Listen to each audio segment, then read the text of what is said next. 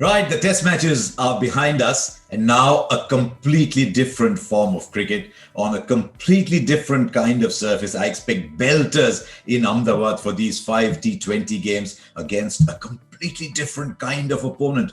England in white ball cricket, I think, are the preeminent team today, and they will be far, far stronger opposition than what we've seen in test match cricket. But there's another objective before India in with these 5 T20 games coming up. That is how little T20 cricket India play in the build-up to the T20 World Cup. And that's according to the schedule as it stands now. Because now that India have qualified for the World Test Championship, there was an Asia Cup scheduled to be played in Sri Lanka. I don't see that happening. I don't know when the white ball games that were scheduled in Sri Lanka, apart from the Asia Cup, will now take place, because that World Test Championship final ends on the 22nd of June, and India have got to be back in England at least by the 20th of July for the first game starting on the 4th of August. And there's not much point slipping in some T20 games if India are going to be in England and in England. So slipping games in between isn't a great idea.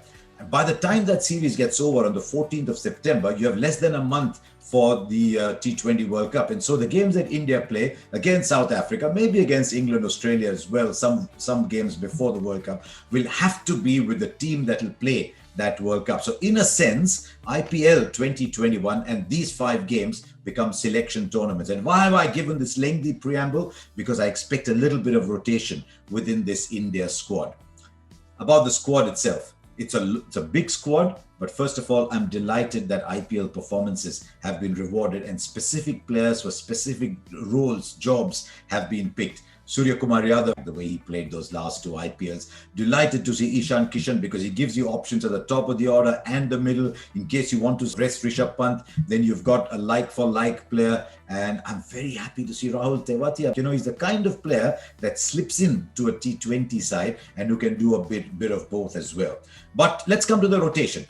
I believe KL Rahul is India's #1 T20 opener, but not the KL Rahul that we saw in the 2021 IPL, where he was building innings, he was trying to be the backbone batsman. No, KL Rahul as an explosive batsman is India's #1 batsman. And ideally, India would want to play Rohit Sharma, KL Rahul, Virat Kohli, and either Shreyas Iyer or Surya Kumar Yadav in the top 4.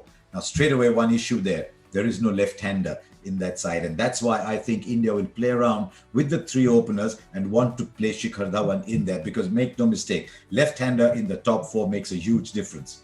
There is then a left-hander coming in. I think those 2 slots, 5 and 6, left-hander Rishabh Pant, fearsome finisher Hardik Pandya, those places are locked in. 5 and 6, they will play all games unless, as I said, there really is a need to rest Rishabh, in which case Ishan Kishan could come into that position. But Hardik Pandya must bowl 2 overs, because against the might of this England white ball side, and it's a full strength side, no rotation. Morgan is getting a full strength side that Joe Root did not. 5 bowlers may not be enough on these belters, so Hardik Pandya must bowl a couple of overs, and word is that he will be game to bowl a couple of overs and be fit enough to do that as well. So there you are, that's a top 6. 5 and 6 are fantastic. I think it's a really good batting top 6. Now at number 7, do you play Rahul Tewatia? I'd love to play Tewatia, another left-hander right at the end. But England have potentially 5 left-handers in their top 8, potentially, depending on the squad, on the 11 that they pick. And so since you're playing Chahal, do you want a second leg spinner? And that is what might go against Akshat Patel as well. And that's why I think Washington Sundar will come in now in this role purely as a bowler who bats. But can Washington be that explosive batsman that you need at 7? He's certainly capable of it, but we haven't seen it yet. And so you need one of the bowlers to be able to play that role as well.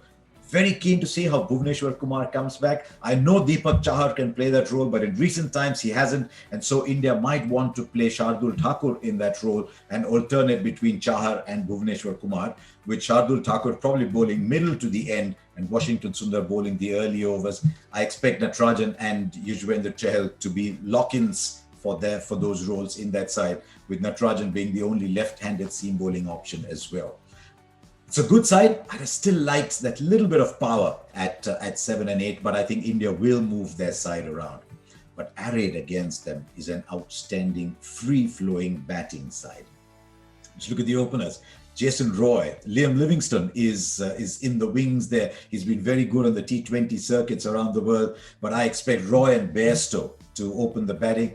Then you've got David Malan, ranked very high on the ICC rankings, but quite apart from that, has played a big role for England in T20 cricket recently. Then you got Malan, you've got Morgan, Stokes, Butler. That's a fabulous 3, 4, 5, 6. And then they've got many options. They'll want to play Moeen Ali for his finishing role and as a second spinner. Maybe Sam Curran at 8. That's what I meant. 5 left-handers in the top 8. Then you've got Archer, you've got Chris Jordan, and you've got Adil Rashid. And they bat all the way down to 11. They've got a leg spinner, an off spinner, 4 seamers. One of them a left-hander. I think it's a wonderfully balanced side. I think England in T20 cricket, as I said right at the top, preeminent side, playing at full strength, because England are very clear. They will play as many full strength matches as they can so that everyone understands their role before the T20 World Cup. So this England side will offer far sterner opposition on tracks that I expect will have a lot more runs than we've seen in the test matches so far.